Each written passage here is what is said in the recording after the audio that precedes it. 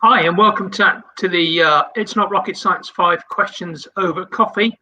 I'm here with Waite with my coffee in hand. Well done, Robin. Got mine too. Here with Robin Waite with our 5 questions. And Robin is the Fearless Business Coach. He's someone who's helping shake things up, certainly in the areas of marketing for small businesses that are thinking about the way in which they price their businesses. And I think we're going to have a good chat about that today, Robin. So let's start off with the first of the questions which we normally launch into here. So what's the biggest challenge you find your ideal client has? And let's just sort of describe that in a few sentences. Yeah, absolutely. So I work predominantly with service client businesses, so sort of coaches, consultants, freelancers. And one of the biggest challenges that they have in scaling their small business or agency is, they perceive it to be a marketing problem. So they see that they need to get more clients. The reality is that most of them haven't fixed a lot of the inherent problems in their business in the first place. So imagine this scenario, Stuart, where you've got this really cute little Fiat 500 car, 500cc engine in it, and you go and fill it up with rocket fuel. Well, it's not going to go any faster, but it's probably going to, the rocket fuel is going to rattle it around, and then eventually pistons will fire off and the whole thing just implodes. And obviously, as we know, rocket fuel is designed for rockets. So in this really terrible analogy, the 500cc engine is the business engine. And what they haven't done is got things like, the accounts right, the sales and marketing processes right. They haven't got their internal systems functioning properly and efficiently. Maybe they're not addressing all of the, they're just not efficient. They're not a rocket engine yet. And yet what they want to do is they want to get loads more clients, i.e. the rocket fuel, adding into this engine, which is a bit rickety. And then eventually the whole thing's going to implode. And they're left kind of scratching their heads going, well, I did all the things the experts and gurus told me to do, and I tried to do marketing, and it just didn't work for me. Yeah, I love that analogy, actually, Robin. I really do think that's a great analogy, because too many people do attempt to fix everything before they've got the basics, don't they? And you're absolutely right. People sit there and go, well, it didn't work for me. And the answer, the reason why it didn't work for you is probably because you weren't in the right place for it in the beginning. 100%, absolutely. And the other thing as well is, rocket fuel's expensive. Let's not lie. If it was cheap, then we'd probably all have got to the moon a lot quicker than we have done. But rocket fuel and kind of building rocket ships is super expensive, and I think a lot of people underestimate that sort of fact. So, I mean, there's a couple of ways that I've seen businesses really we'll stick with the rocket ship analogy. It takes a lot of momentum for a rocket ship to do the first 90 miles to get into the upper atmosphere. So you see these huge, great big burners on the side of it, which when you get up to 90 miles, they get blasted off to the side. And then you end up with this tiny little rocket ship, which was sort of sat on the top of the, these big boosters to do the first bit. And then that tiny little, the second stage, where those big boosters are blown away, the second stage, one little engine, which takes you up into orbit, sort of 250, 300 miles above the Earth. And again, whether it's a good analogy or a bad one, I don't know, Stuart. A lot of business owners are really underestimating the fact that you need to build up so much momentum just to get through those first sort of stages of growth in the business. That once you've kind of created that momentum, and gone through all of that hard work, it does actually get a little bit easier. But you've got to burn through a lot of rocket fuel, the super expensive bit, to get up to that first stage of growth in the first place. I think we probably better stop too much more going down this, because NASA will be on the phone to us explaining how this actually works. But I think your analogy is brilliant there, actually, Robin, because you're absolutely right. It is super expensive. People don't necessarily put the burners on at the right time. They have a can we do this, by just spending a little bit of money, and sort of, then when they don't reach anything more than a few feet off the ground, they look at you and go, how come that didn't work then? You go, well, because beginning an enterprise like this takes an awful lot of energy and effort. After that, it becomes self-fulfilling. It becomes one of those things that just carries on and just works without needing quite the same input. So it's a good analogy. I love it. I do like it. And those are the sort of common mistakes you find, that people try to solve that problem without any sort of help. They don't know when to put the right effort in.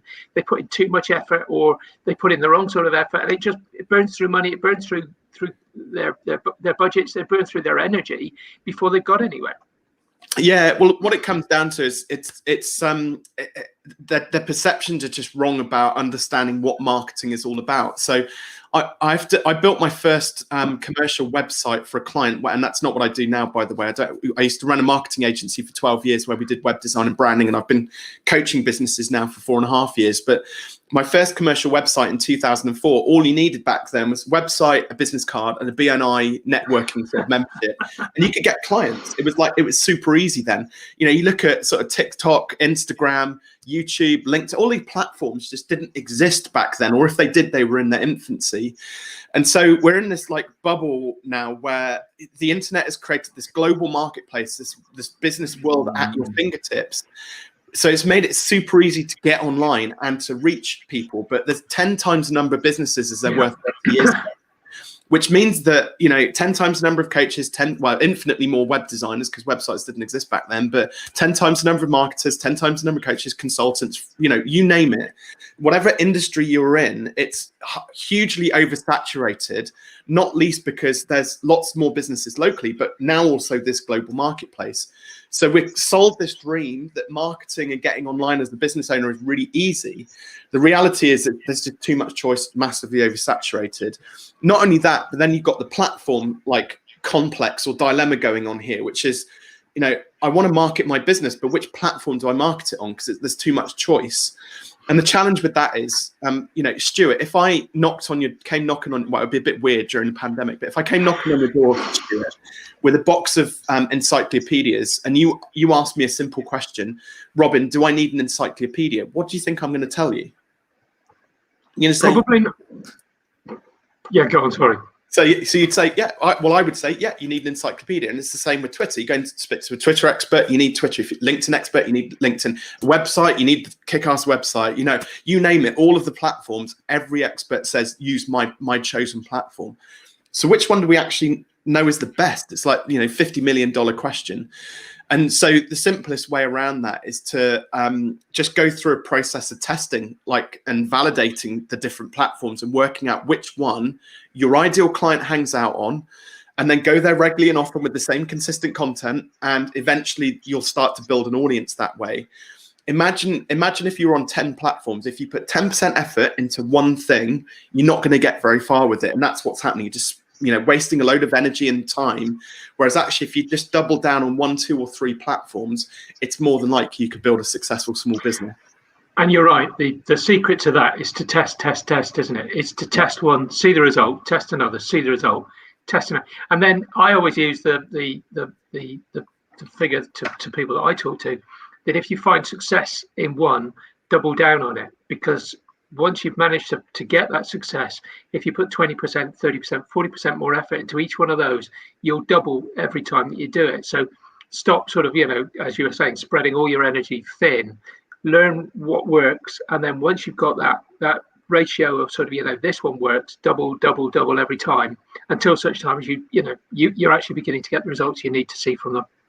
That's it, 100%. And one of the other challenges, marketing can be super expensive. I touched on that sort of in the intro. So how do we afford to do all of the different marketing activities that are out there? And kind of this is where it comes into going back to that original business engine. Like what can we fix that's going to have the greatest impact in the shortest amount of time? So this is where we get onto sort of the productization process. I guess you'd call it my superpower, where you restructure somebody's offer and teach them how to articulate their value. And I don't know where most of the listeners are, Stuart, but if a lot of them are in the UK, this will probably sound quite familiar. A lot of people in the UK are very humble human beings and don't like to shout about the amazing results which they get for their clients. And so as a result of that, they're naturally sort of pegging themselves back in terms of their potential success. So the way we start to go through the productization process is, one, well, if you're charging by the hour, or by the day, you're actually doing it all wrong. That's not how we price products or services, because what you're doing is every time you sell an hour of your time, well, you're selling a little piece of your soul that you're never going to be able to get back. So what we try and do is we try and get clients much more focused on, or business owners much more focused on, what is the amazing or remarkable result or outcome which you produce for your clients, and then price based on that. And typically, it's normally worth about 2 or 3 times what their existing hourly rate is worth. Because 2 key things they've forgotten to include in that. Because I could sell an hour of my time, and I don't know, you could sell an hour of your time. They're probably going to be different values, and everybody will place a different value on their time. But there's 2 key ingredients missing. One, most business owners, when they're pricing their time, forget about the overheads that it takes in order to sell some of that time. So, in like most consultants that I know, they might be busy 4 or 5 days a month. They forget the other 15 days a month. They're spinning their wheels doing networking meetings, like sales calls, marketing, all of the different sort of platforms and things like that. Probably, school runs and all the rest of it. So they've got their home life bumping into their work life, but they're actually only getting paid for 4 or 5 days a month. And then scratching their head going, well, why aren't I making enough money? But it's because they're not taking into consideration all of that, the 15 days that support the 5 days in terms of overheads. The second thing which they're not taking into consideration is their intellectual property and their knowledge. So great story, which probably many people have heard about, is Picasso, or a famous art. I think it's about Picasso, famous artist. He was in a cafe and this woman recognized him and says, "Oh, you're that famous artist, aren't you? Can you draw me a picture?" So he gets a napkin, spends 5 minutes sketching out a picture, and then he's handing it over to her and he says, "That will be 10,000 francs, please." And she goes, "That can't be 10,000 francs. It only took you 5 minutes." And he said, "No, my dear, it took me 40 years. To learn the skills and the expertise in order to be able to draw a picture that good and that quickly."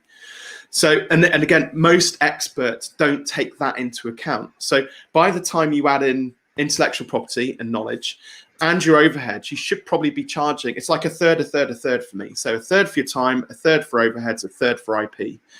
So you should be charging 3 times the going rate. And at which point, international sign of distress comes out. I couldn't possibly charge that much. Nobody will ever buy from me at those prices. All my customers will leave. And then you have to start that next conversation, which is like, okay, well, how can we articulate the value so people do want to buy from you at that price? The thing is as well, when you charge more, it's quite interesting what happens, because you can afford to have far fewer clients. Okay, so previously we're sell, deliver, sales cycle of doom going on, right? And then you get ill or take a holiday, deep breath, sell, deliver. The moment you put your prices up, like your universe expands. Sorry, we're going back into space analogies here. Universe expands, right? And you can have far fewer clients. You get more time to deliver a better quality product, which produces more income on the back end of it, and so everything slows down at that point. And it's great. You get a really nice sort of pace of life to things, and it feels much more like a lifestyle business, which is what everybody wants. Interesting you put it like that, and I don't want to steal your thunder on this, but I had a client who had a similar problem, and one of the things that he did was he almost collapsed. He almost killed himself with working. And so overnight he just thought, there's only one way to break this cycle, and he just doubled his prices. And I said, "Are you afraid of this?" And he went, "No, I don't want as many clients because I'm burnt out." And he had people coming to him and saying, "Well, I'd like you to do this work." And he went, "Well, my prices have changed, is this?" And they went, "Well, if you're going to deliver the same results you did last time, I'm still prepared to pay it." And he thought, one of the things that he first thought was, well, why didn't I do this years ago? Because apparently they really value the results. They just weren't telling me in their invoice payment. Yeah. But the other thing he said, he found he'd get people coming to him and saying, "I understand you're very expensive, therefore you must be good." And as a result, he was getting more people speaking to him and saying, "Well, you're one of the most expensive people around. You must get good results." And he sort of was there going, "I'm doing the same work." But there was a perception issue that apparently being expensive meant that you were much better. And he would start saying to me, "I don't know why I didn't do this years ago." And I said to him, largely, his name was Michael, "Largely, Michael, you hadn't realized just how good you were. It's about you. It's not about them or about your work. It was particularly your mindset." There was I've got a couple of really interesting stories, actually. Which one should I pick? I'll pick the copywriter. One of my mentors was, he's one of the best copywriters. He used to work for Agora and actually trains up a lot of their writers nowadays. And he used to write sort of 2-page sales letters and still does. So like proper, for direct mail, direct response copywriting. And he used to charge $5,000 to write 2-page sales letter. And he said one day this chap comes along and says, I need it. I need the 2-page sales letter. It's got to be absolutely, brilliant. And it's got to be like with me in 24 hours. Okay. How much is that going to cost me? And my mentor didn't really like the guy that much. And so he first of all, he was like, well, first of all, you get the quick tax put on it. You need it tomorrow. Second of all, you're going to get the PITAF tax, pain in the arse factor tax, which we're also going to add on to that. So he put it in for 50K. And the guy said yes. What he'd also wanted to negotiate as well, and there's a hook to this story as well. But what he also negotiated in that same project was a 0.25% commission for any sales that generated. It was a $400 million campaign, right? So you do the math on that, worth £1 or £2. But the hook to it was, he was like, he never charged less than $50,000 again after that. Because up to that point, he didn't realize he could charge that much for writing a sales. He didn't realize he was that good or could get, he got good results, but it wasn't really, it was, difficult sometimes to quantify, especially with direct response. So that's like a 10x price increase, and you could afford to have at one point he said, I was doing like 3 or 4 sales letters every 6 months, traveling around the world. And that was brilliant. What a lifestyle. Fantastic. The example, which was along what you said as well, was I'm going to do both. Sorry, Stuart. The second example, another mentor of mine taught me about sales. He used to run a printing company, so they used to do packaging, product packaging. And at the time, this is back in I think the late 80s, early 90s, when the design was generally done for free because they did the design for free, so the warehouse could then make the packaging, the products, and that was where they thought the money was at. And so that my mentor kept on doing all these designs for free, and then people would just go and shop around for the cheapest price packaging design, and then they disappear. So they put on a 10K price tag for the design element of it. Nobody else was doing this. So to back up what you're saying on, first of all, the first thing everybody said was, well, you must be good if you're charging for it. The second thing is when you paid 10K for a design back in the late 80s, early 90s, which was a lot of money then, even then, who do you think they went to for the packaging? Yeah, absolutely. Yeah. You've already made that much spend. You might as well keep with it, hadn't you? 100%. And what was remarkable from a business perspective, they had four people. There we go. 4 people working in the design team. They had 40 working in the production warehouse, and the design team ended up being 10 times more profitable than production because it's super slim margin.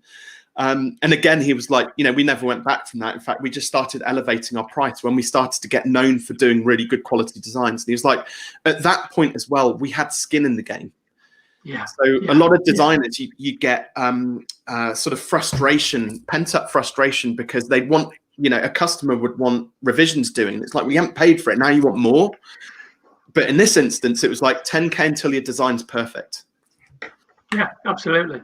And we could spend hours possibly talking about this, but it takes me to another one of my big hobby horses around this, which is, business owners tend to sell on the feature, not the benefit. If you start thinking about the benefit, you can absolutely sort of sell in terms of, well, if this doubles your turnover, if this trebles your turnover, I want 10% of that. And, when you look at it and go, well, 10% of a doubling or a trebling, that can be hugely valuable. And yet the business you're working for still gets to keep 90%. Why wouldn't they want an extra 90% of a doubling or a trebling? And why don't you, if you're contributing that as a consultant coach, why are you not getting a small percentage of it? That 0.25% that you said of your friend who sort of put in a £50,000 sales letter, absolutely they should get 0.25% of it. Why not? And if that's the results they deliver, that's the benefit they should be selling on. Anyway, look, we could move on. We ought to move on because we'll be here for hours, and we try and keep these down to hopefully less than 2.5 hours. So let me just go to it. So what is that valuable free action or free resource that you want to point people towards that can get help with some of this thinking about some of their pricing? Yeah, so well, there's several actually. So my whole sort of ideology around the productization process came from several books actually, combined knowledge plus actually putting it into practice, through the coaching practice. So the first book, which I'd recommend, actually, it's behind me, that one there, Built to Sell, by a guy called John Warrilow, who is a fantastic consultant. But it tells a tale about, what do you call it? So an agency that was kind of doing all of the different services, and then they narrow it down to one product, which they did really well, that created a lot of profit and that was high in demand. People wanted it. I won't give the game away, but it's an absolutely fantastic book. It's told as a parable, as a story. The other book, which is quite interesting, which we can kind of bring into the mix as well, is The Lean Startup by Eric. Yes.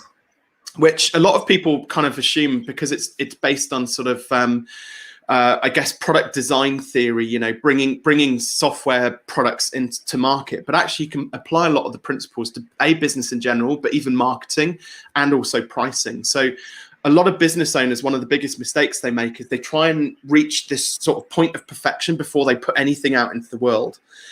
Mostly for fear of failure, fear of rejection, like people just not liking it, or maybe they put it out there and it's great, but they don't know how to get customers for it.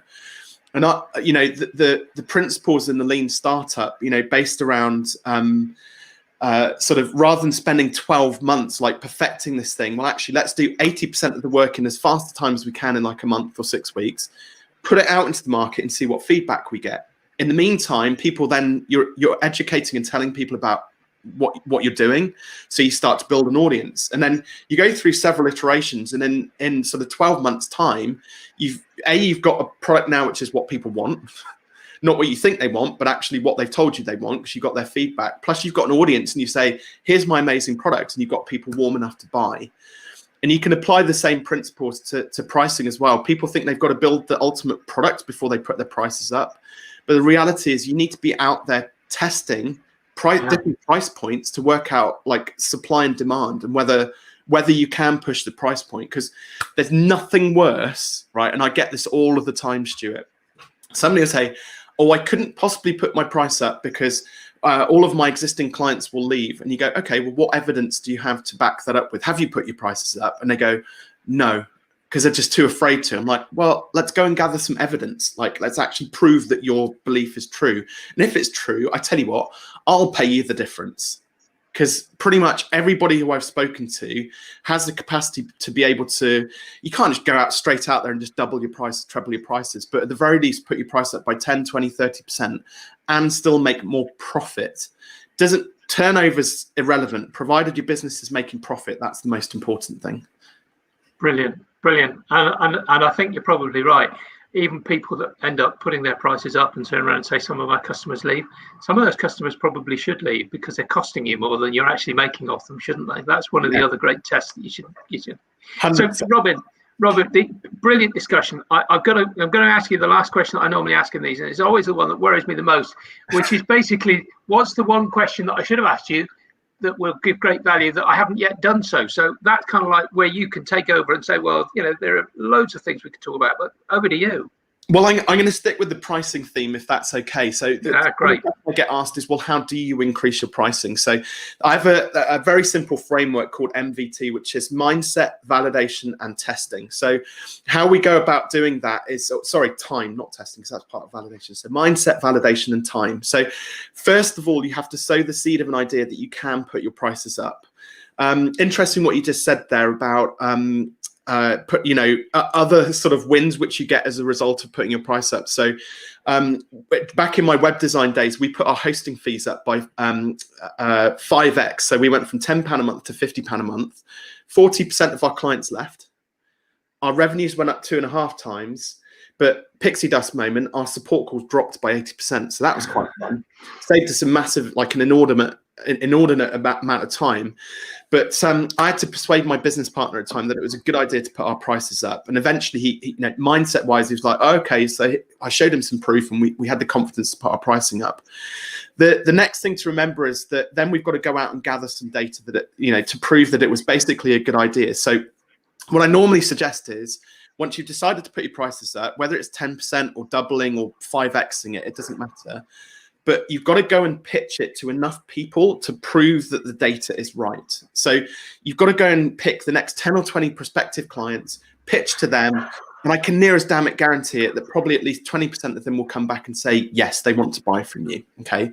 So that's the validation part of it. We've got to go out and prove that people will buy at a higher price point. And then the final part of it, time, is each iteration of a price increase typically takes about 4 to 6 weeks. And the reason for that is, like, occasionally you get like lucky and the first person you pitch to, you know, comes back and says, yes, we're happy to go ahead with it at double the price. That's fine. More often than not, though, clients are like buses. So you'll pitch to 10, it will be the first 8 that say no, and it'll be the last 2, you know, who say yes. And at that point, we've got data. We've gone out and validated. And what's really fun about it doesn't matter whether it's the first person or the 10th person that says yes. Normally what happens is our clients will come back to me and say, oh my gosh, Robin, I can't believe it. I can't believe I was so worried about it. You know, Seneca once said things are much worse in imagination than they are in reality. So I can't believe I was so worried about it. It was so easy to do it. Oh, and another thing, Robin, I've already put my prices up again. So they got the principles of it. Fantastic. Absolutely fantastic. Robin, that's a brilliant story. I love it. Where can people find out more about you so that they can read more about some of this stuff you're doing? Yeah, absolutely. So on the pricing side of things, shameless plug here, Stuart, but they can grab hold of a copy of Take Your Shot. You can apply, if you're in the UK, you can apply for a free paperback copy of this on fearless.biz. Go and hit the resources button. There's an option on there to, and I'll send you the link as well. But you can go and request a free copy of Take Your Shot. I might sign it. It depends on how generous I'm feeling. I can't guarantee the value of the book goes up or down either when I sign it. But yeah, fearless.biz. And then we've also got a Facebook group for people who want to know more about sort of actionable techniques to increase your prices as well. Go and check out Confidently Charge More on Facebook, and you'll be able to find my group in there as well. We've got about 1,800 members and tons of value and like free videos and things like that in there as well. Brilliant. Thank you, Robin. Really appreciate it. My pleasure. Good luck. Good luck to changing the world's view on pricing. I really love it. Thank you very much indeed. Absolutely, it's my one-man mission. Guys, if you've enjoyed what we've been doing here today, subscribe to what we do here on It's Not Rocket Science, 5 Questions Over Coffee. You'll find us on Facebook. You'll find us on YouTube, and we'll be back in about a week or so with another one of these interviews. Speak to you very soon. Bye bye. Bye, Robin. Cheers, Stuart.